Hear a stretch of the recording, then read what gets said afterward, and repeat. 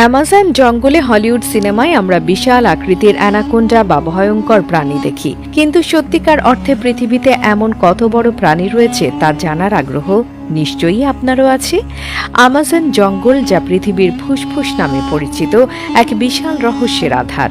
এর আয়তন এতটাই বিস্তৃত যে বিজ্ঞানীরা আজও এর পুরো গঠন এবং জীববৈচিত্র্য বুঝে উঠতে পারেননি।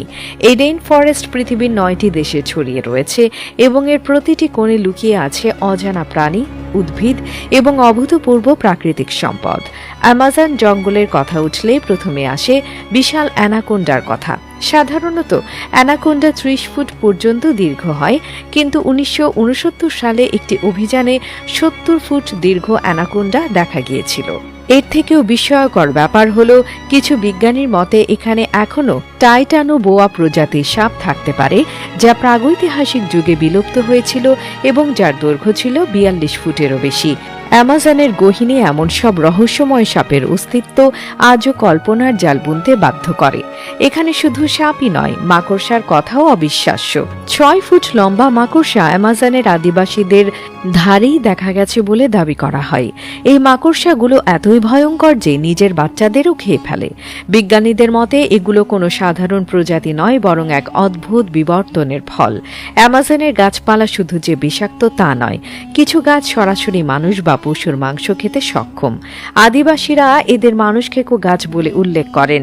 এছাড়া কিছু গাছ সূর্যের আলো অনুসরণ করে ধীরে ধীরে নিজের স্থান পরিবর্তন করতে পারে।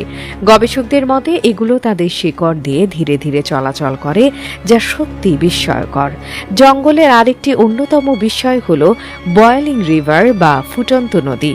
এই নদীর পানি সবসময় 70 থেকে 90 ডিগ্রি সেলসিয়াস তাপমাত্রার মধ্যে থাকে। কেন এই নদী ফুটন্ত তা বিজ্ঞানীরা এখনও পুরোপুরি বুঝে উঠতে পারেননি, তবে এটি যে ভয়ঙ্কর তা বলাই বাহুল্য।